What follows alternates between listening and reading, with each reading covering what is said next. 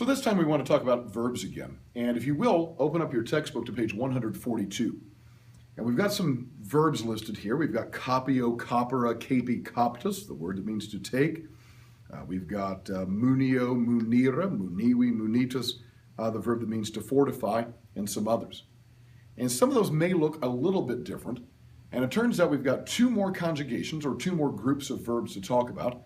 And when we're done with this, this is it forever. There are no more conjugations for verbs after today. This is it. So you've kind of come to a major milestone in your Latin learning.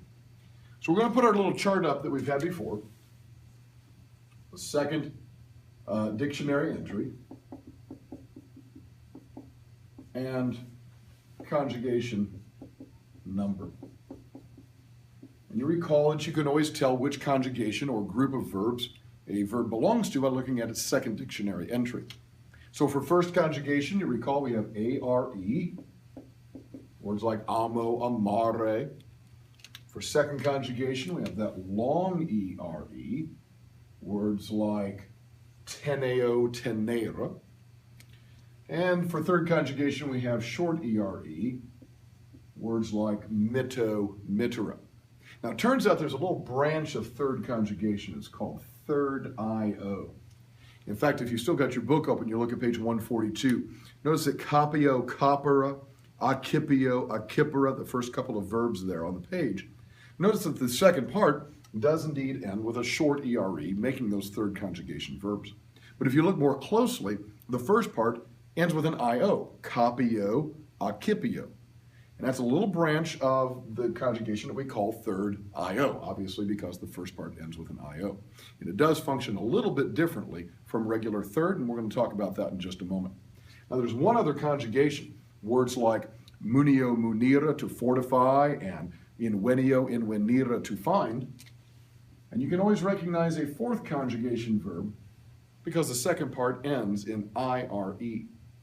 So what we're going to look at today is the present tense for third io and fourth conjugation verbs. And we can do that because they work exactly the same. So here we go with present tense for third io and fourth conjugation. Step number one, drop O from the first dictionary entry. If that sounds familiar, it should. That's exactly what you do for regular third conjugation. We're going to do the same thing. Drop the O. And then we're going to add our present tense endings. We've got first person, second person, third person going down the side here. We have our singular and plural commas. And the endings are very similar, but just slightly different. So for first person singular, we add O. For second singular, S. For third singular, T. For first plural, MUS. Second plural, TIS.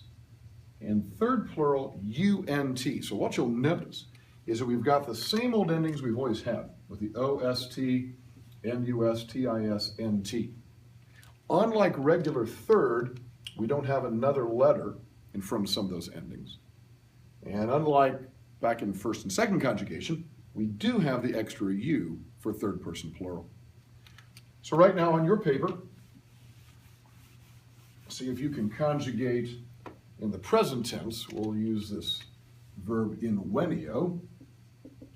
Invenio, invenira, inveni, inventus,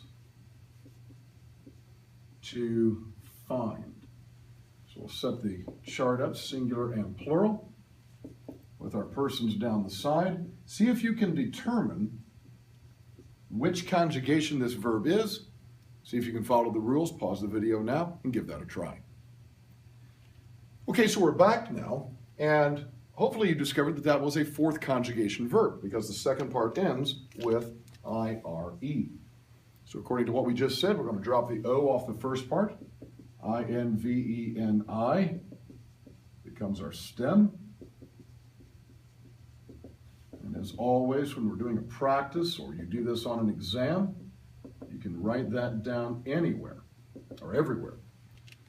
And then we're going to add on the correct endings. So first person singular, invenio, second singular, invenus, third person singular, invenit. First person plural, invenimus, second plural, invenitus, and third person plural, inveniunt. And that's how you do the present tense for third IO and fourth conjugation.